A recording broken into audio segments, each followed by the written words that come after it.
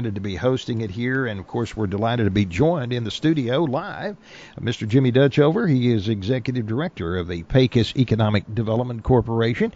Jimmy, it's always good to have you here, and welcome. Well, thank you very much for having us here, Bill. And welcome to this brand new program. Yes, it's something that the interns and my board of directors have empowered us to do, to get the message out to the locals.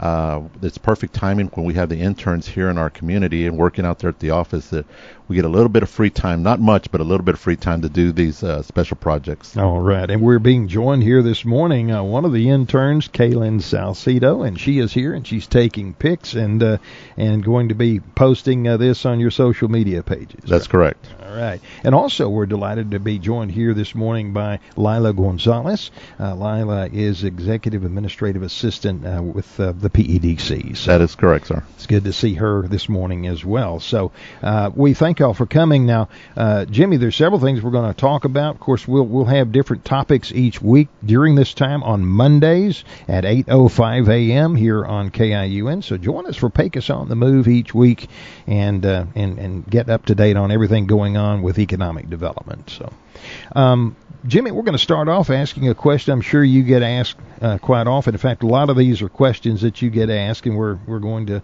provide answers to here during this program. But why doesn't Pecos have more restaurants, retail stores, and entertainment options?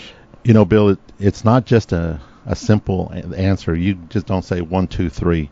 You have to remember that so much of this, these eateries, and especially the ones that the people are looking for, and then, of course, the retail and the entertainment, it comes from private dollars outside of the community, investment dollars. You know, business, they're going to carefully determine what market they want to go into. And before investing in that community, they want to know what the permanent population is, the consumer spending, workforce availability, operating cost, and then the long-term growth trends. And to expand on that a little bit, you know, we have 12,000 individuals in Reeves County, but we have 45 to 60,000 men and women working in the oil fields and in energy on any given day. Wow. And that's also included now all this construction that we're going through, not only with the school, not only with Lincoln East, which is very visible, but at the power plants at 2 in Barstow, or 2 in Ward County, and 2 over here in Pecos. And then the third one, the soon-to-be announced and granted TCQ permits for the one of Chevron that we talked about last week. Right. So once you start to look at all that, they want to make sure that people have the means to buy, that they are buying, and where is the additional population coming from. So we've done a pretty good job of promoting Pecos. We've done a great job of looking out for Alpine, Fort Stockton, Monahans, Orla, Mentone, Fort Davis, Van Horn. All these individuals that live in those places come to our community to shop. And one of the main reasons is that we have a very good supermarket over here, a nationwide supermarket. So those are some of the main reasons. The other is that they look at local government. Are they stable, or are we having a lot of turnover? And it goes back to that old adage that I use. When things are bad, no one wants to run for office. When things are good, everyone wants to run for office. But we have so many projects going on that sometimes they're saying, well, wait, slow down and explain all this. No, what we want them to do is hurry up and catch up. So, all right. Now, if people are spending money here, why don't more businesses open?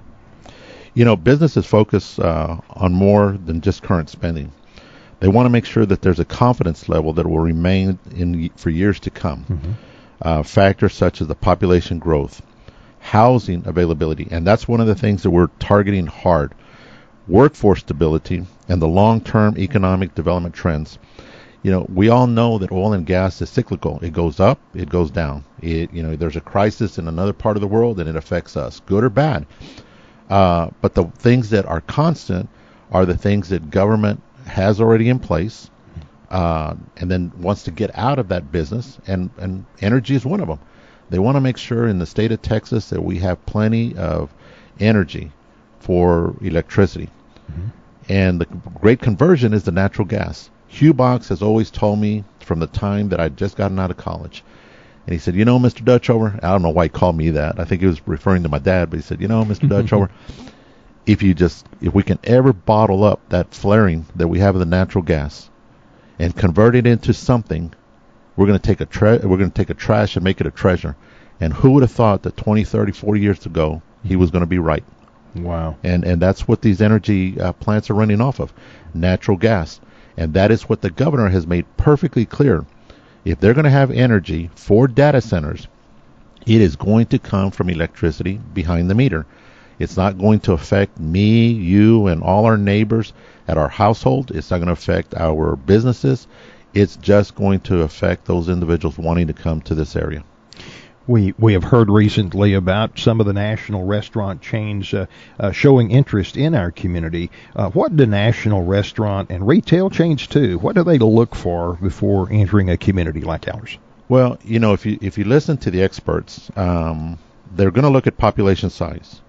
They're also going to look at projected growth, traffic counts, and 285. You see those count strips, all the time. Mm-hmm.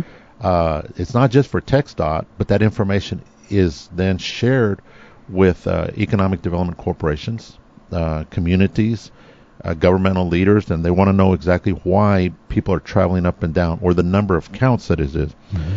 Then you look at the household income, and that's not fair for Pecos right now, because so much of the household income that is here is per diem dollars. We have such a huge workforce, 45 to 60,000, that are being paid by someone else in a Houston, a Dallas, a Fort Worth, New York, Oklahoma, California, and guess where that money goes back to? Their significant other. Right. If we could just find a way to capture those dollars here, and that's what we're working with the state legislators with, is to make sure that workforce is counted here in Pecos, Texas. Mm-hmm. And then the other is the operation and competition, and the availability of commercial sites. We talk about that commercial availability sites. You look at the 12 acres that we cleaned up south or directly west of Texan. Mm-hmm. And then what the county and the commissioners are going through to fix up another 100+ acres, what we are calling Lincoln East, mm-hmm. the rodeo district. Mm-hmm. You can just imagine now you have options for these eateries and these retail stores to want to come into Pecos, Texas. So population growth does have a big impact on new restaurants and retail development. It does. They're looking for that long-term success, Bill. They don't want just the quick dollar, because there's a tremendous amount of investment that's going to go on in franchises or people that want to open up high-end restaurants or eateries or shops, mm-hmm. whether it may be jewelry, ice creams. It just doesn't matter. They want to make sure that it's long-term and that they'll be able to service their debt. In your opinion, what can Pecos do to attract more dining, shopping, and entertainment options? The very first one is housing. The more people that live in Pecos, they're going to want to do something. Right. The other is the infrastructure. And you see all up and down 285, all of these areas where you see the fiber optics now being dug in. Mm-hmm. Mm-hmm. You see the new water lines that the town of Pecos has brought in. You look at the curbs and gutters, and hopefully with the new bond, instead of us sending money back to Austin, we're going to get to keep that money if the voters will allow the school district to help the city repair the curbs, gutters, sidewalks, biking lanes, lighting, all the things that they help destroy around the school areas, Bill. They're willing to help repair them too with the next bond. And then the other is that local support by the entrepreneurs, the individuals that want to expand their businesses over here. So the growing population is the biggest thing. The other is the housing and infrastructure. And every time you're on, we talk about housing, and you give us updates from time to time when you're here. And there's always something going on in housing construction, and I know there's plans for considerably more housing development in the future, right? There is, and it's not an easy concept. When I got here, there were a few homes being built. Mm-hmm. Not to the degree of what they are. Meadowbrook, the addition was already completed. Mm-hmm. But what we did was we tied some of these abatements that these groups wanted to saying, hey, if you want to build or if you want an abatement, mm-hmm. you're going to have to sit down and help us solve some of our problems. Mm-hmm. And I had people telling me it'll never happen. They're never going to do it. They're not in the housing business. And look at what's going on right now. Mm-hmm. As a matter of fact, right in your neighborhood. Mm-hmm. You can tell that I don't know how many structures have gone up so far. I think 5 or 6.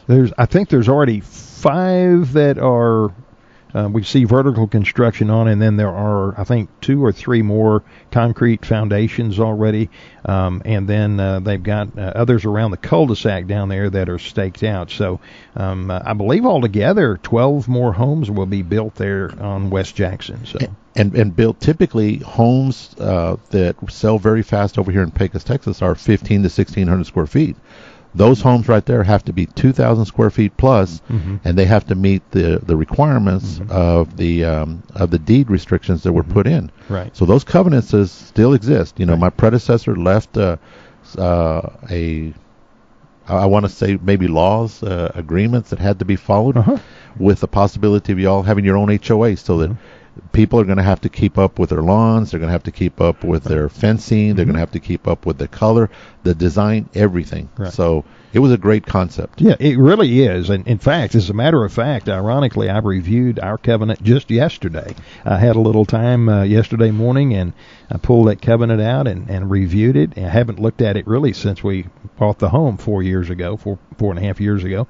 But it was great to see all of that in writing and things that you just mentioned there. So yeah, some great foresight on behalf of your predecessor, Mr. Winkles, and the board back then as well. And that's great, and it bodes well for that neighborhood, and certainly it's going to help keep the property values up and moving forward too, I would think. You know, Bill, and I might mention that's the same thing that's going to happen with the townhomes in the Hidden Heroes number 3. You know, there's been criticism that, you know, how come we didn't do one thing over another? How come one group didn't get over to another? That's just a bunch of nonsense. The reality is we're trying to do things that are going to be beneficial. And like I've told people before, the 2 bids that we got for the Hidden Heroes project, one was $17 million. The other one was $18 million. And those people that are accountants, those people that are business individuals, they should understand that we've gotten it down to $11.8 million. Now, is that good or bad? So you know, big savings. It's a big savings, but people are so critical. They just hear the nonsense that people want to spurt out, and it's not true. You know, we put out things for bids. We're trying to entice people to come to Pecos, but we also lacked builders. And so we had to do what was necessary, and that is called value engineering. Go down to every bolt, every screw, every doorknob, you know, and that takes a tremendous amount of work. That particular project, what kind of timetable are we looking at on completion? Well, the council was supposed to have met on Thursday to approve the next steps of what the planning and zoning had done on Wednesday. They didn't have a quorum, and so they weren't able to do anything. So hopefully they're going to be able to handle that this coming Thursday, and then we'll get back on track. But we're still looking at the end of November. Okay, all right. So, and that's 40 some odd homes? No, those are the 27 townhomes. 27 townhomes. Okay. Right. Now, phase 1 would actually be depending upon whether we do single-family homes out there, or we do more townhomes, because it's easier to go vertical. It's not any cheaper built, but you can do volume, and so 2-bedroom. 2 3/4 bath, 1,650 square feet of the townhomes, and then 2,000 square feet for the 3-bedroom, 2 and a half bath. So there is some real nice benefits to going vertical, because you can put more. But I do understand where people want a backyard. The problem is that we don't have a lot of room to grow anymore in Pecos, Texas, unless we're going to the outskirts of where other new development is going to come, but it's not there yet. PEDC does, though, have access to properties in and around the city then.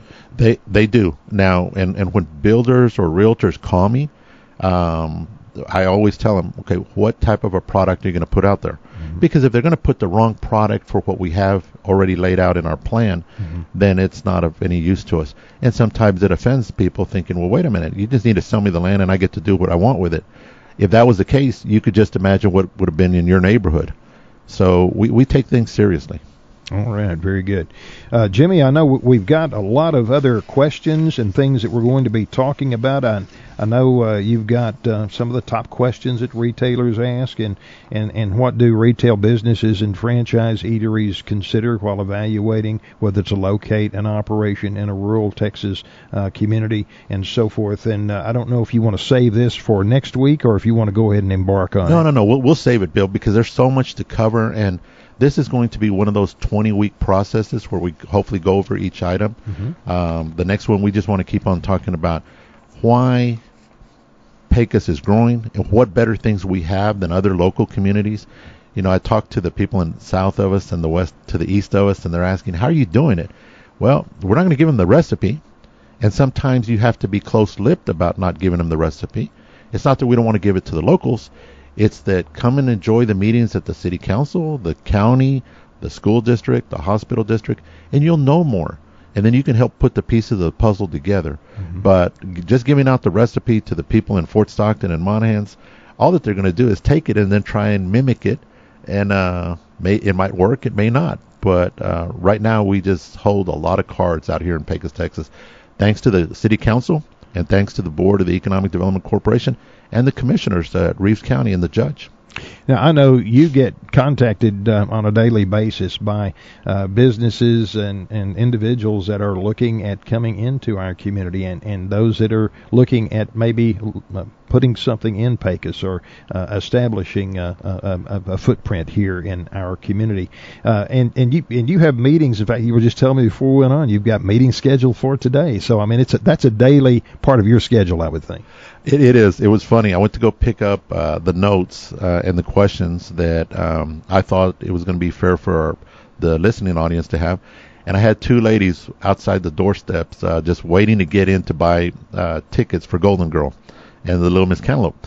But I was told, don't ever give out your cell number. You're just going to get contacted. And it's true, because this is not a 8-to-5 job. Anybody who wants success cannot have or shouldn't be working 8 to 5 in economic development, because we have garnered so much support throughout the United States and worldwide. And Bill, when it's a certain time in right here in Pecos, Texas, that's not what it is in Asia. That's not what it is in Europe. Mm-hmm. That's not what it is in South America or Central America. Right. So if you're not going to answer your phone, you're going to miss a call. And if you haven't cleared up your voicemail, you can just imagine, people are going to say, well, I tried. They have a work day, mm-hmm. and then they want to get back to their family. But with us, we have just so much work going on. I received a call late Friday, another one on Saturday on some things that we're going to be working on today.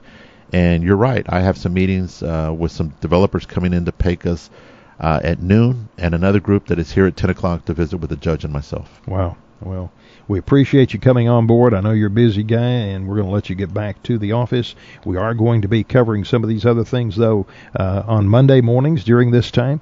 And I know as we move forward, if you've got things you can share specifically about specific projects, you certainly will be doing those during this program as well. You bet, Bill. And I also asked a couple of board members, I said, hey, why don't you come and join me? And, they just started smiling. They said, well, really? And I said, yeah, it doesn't just need to be Jimmy's voice. It needs to be the voice of the board.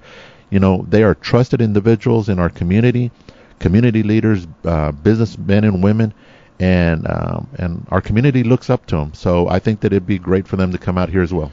Well, we appreciate you coming, Jimmy, and we'll look forward to talking to you again next week. And, of course, our program is called Pecos On The Move.